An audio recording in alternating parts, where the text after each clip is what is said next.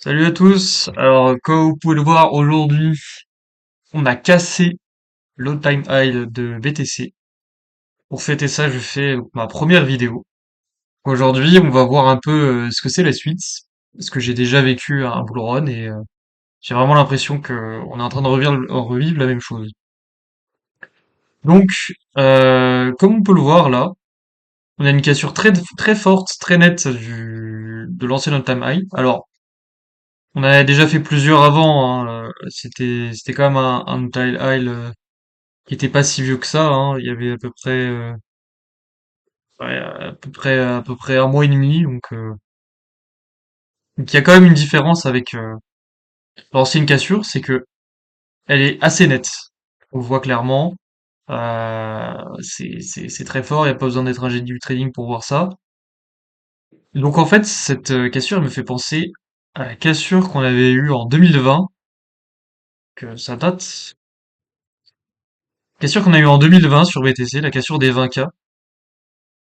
En fait, on voyait, on a eu plusieurs petits rejets. Enfin, là, on est sur Bybit, donc on voit pas vraiment l'historique, mais je pense pas. Ouais. Peut-être sur Coinbase.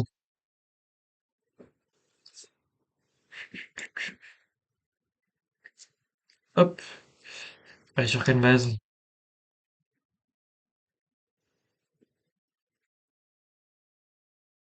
Sur Coinbase, après un long bear market, il avait cassé les 20K. La cassure des 20K, elle est assez vénère. Elle était assez vénère. On a enchaîné sur après un énorme bull run. Je sais pas si beaucoup d'entre vous étaient là. Et on a fait genre, après la cassure, on a fait un truc comme ouais 200%. Donc c'était quasiment du tout droit. Je pense qu'on va faire à peu près la même chose, un pattern à peu près similaire. C'est-à-dire qu'on va faire des tout droits sans quasiment jamais retracer. Mais bon, on fera peut-être pas 200%, hein. Ça, je suis pas sûr. Déjà, 180 000 dollars est une bonne target. Donc, je vais vous donner donc petite stratégie pour gagner de l'argent pendant ces phases de bull run. Donc sur le BTC d'abord. Après, je pense que je ferai d'autres vidéos où j'expliquerai un peu les stratégies sur les altcoins. Mais là, on va se concentrer principalement sur BTC. Donc, ce qu'il faut savoir, c'est que actuellement, le, le prix n'est pas poussé par des achats en spot. C'est pas des gens comme vous et moi qui achètent du BTC. Le prix, il est poussé surtout par le futur. Donc là, il y avait une cascade de liquidation que on peut le voir sur Bybit, je pense, pas sur CoinGlass, pardon. Donc en liquidation 24 heures, tac.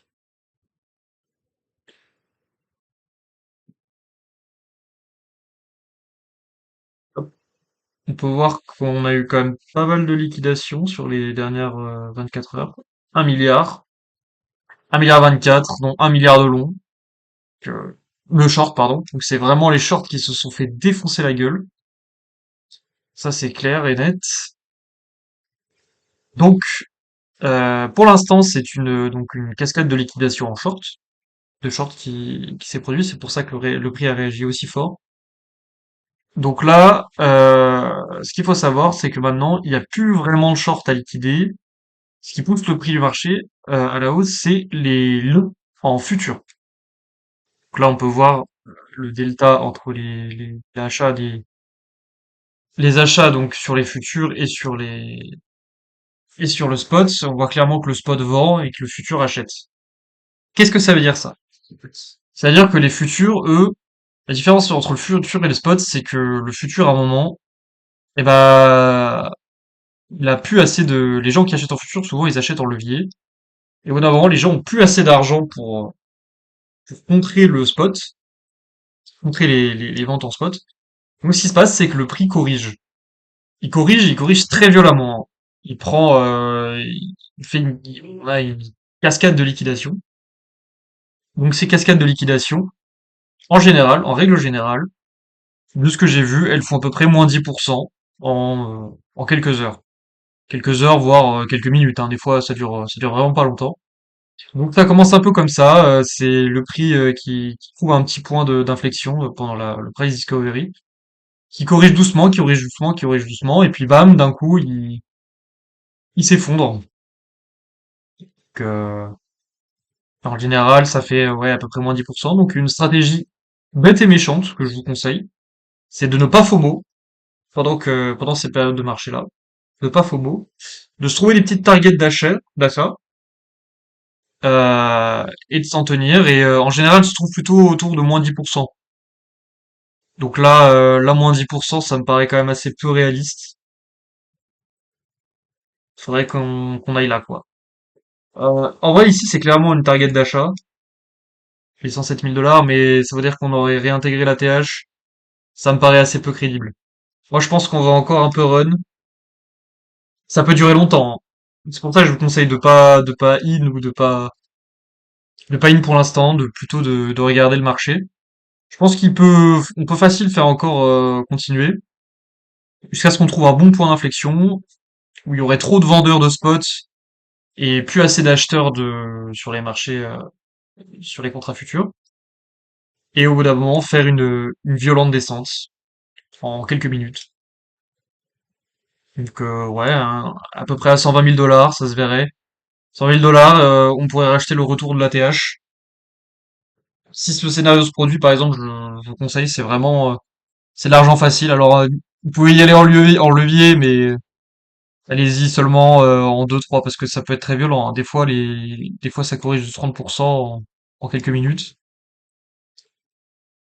Donc voilà.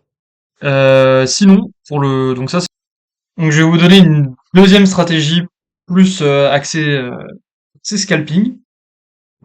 Donc en stratégie scalping assez simple, il y a les retracements de Fibonacci. Donc ça, c'est pas mal du tout.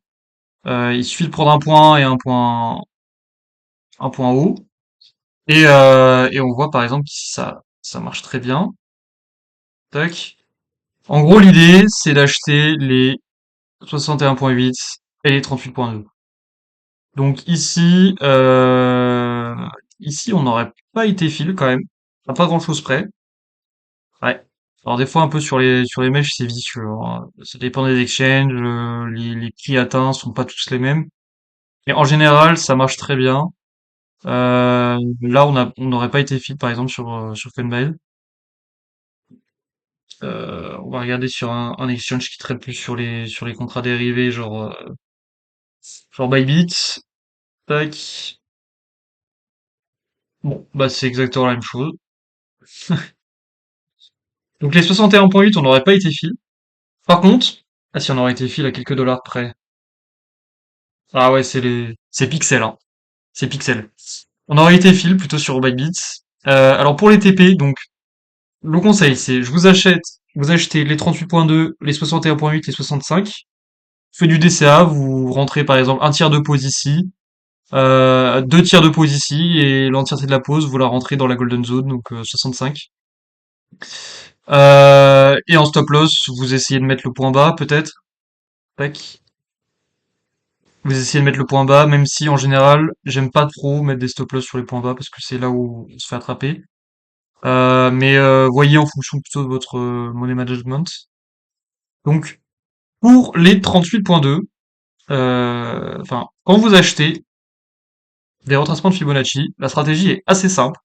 Vous revendez le même retracement depuis le top au bottom. Donc par exemple, ici, vous avez acheté les 38,2 à 117 000 dollars. Vous avez revendu au 38,2 à 117 868 dollars. Ça fait donc, hop, 0,38%. Ça paraît très peu, mais vous faites 5 trades comme ça par jour. Je peux vous dire qu'à la fin de l'année, vous avez un très très joli pactole. Donc voilà, donc ça c'est ma stratégie scalping sur Fibonacci, avec Fibonacci.